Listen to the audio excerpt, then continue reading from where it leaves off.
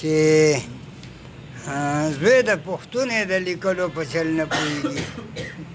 زوی د پښتون یې د لیکلو په چل نه پوهېږي خپې ورسره دي خو د تللو په چل نه پوهېږي زوی د پښتون یې د لیکلو په چل نه پوهېږي خپې ورسره دي خو د تللو په چل نه پوهېږي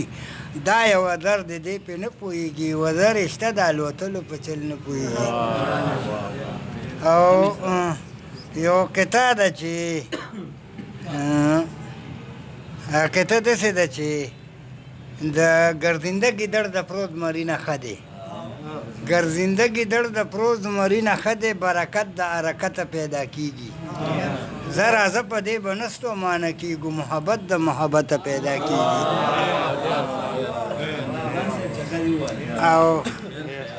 او دوه شعره دي چې هغه داسې دي چې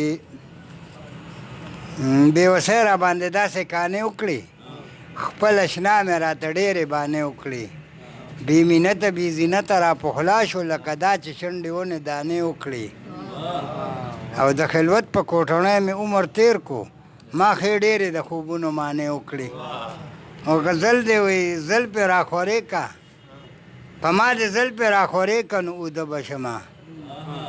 په ما دې زل پې راخورې که نو اوده به شمه زه خو د ډېر عمر بیمار یم نو ښه به شمه په ما دې زل پې راخورې که نو اوده به شمه زه خو د ډېر عمر بیمار یم نو ښه به شمه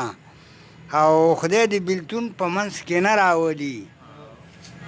خدای دې بېلتون په منځ کې نه راولي که د بېلتون ژرندې وښلې یم نو اوړه به شمه که د بېلتون ژرندې وښلې یم اوړه به شمه او ډېر د محبت په لمبو مه میسېده د محبت په لمبو مه میسېده هسې نیره نه شم رانجه به شمه هسې نیره نه شم رانجه به شمه او تشه د ما وجود کې ورک زه به د ستا وجود کې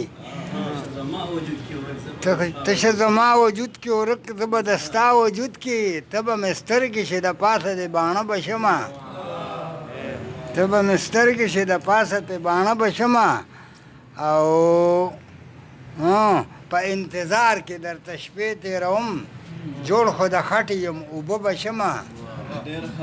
جوړ خو د خټې یم اوبه به شمه او ته زما زړه شه زه به ستا زړګی شم ته زما زړه شه زه به ستا زړګی شم بیا به زما په ډاډګرځۍ کې د ستا زړه به شمه او بل دی چې غندل د څومره انتظار کړی دی درب یې د سره را بهر شو نو واښه به شمه درب یې د سره را بهر شو نو واښه به شمه یو غزل کې اجازه تي صدر صاحب ووایم ځکه چې په دا نوې غزل و د ما پې سود ونه شو چې زما پکې پیدا شي چې زما پکې پیدا شي په دغه بنیتۍ کې کور تباه شي مرور چې په زیړي مازدیګر لاړو روژه ماتې چې یې پرېښو څه به راشي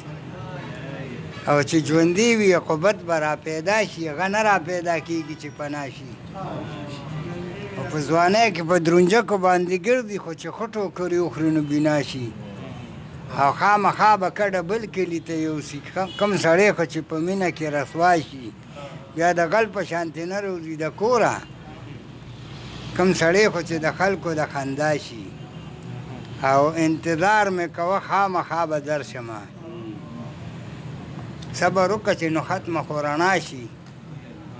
او بل اخري شعر دی د غندل دی تېنه سر او مال قربان شي خو چې زه شمه د یار او یار زما شي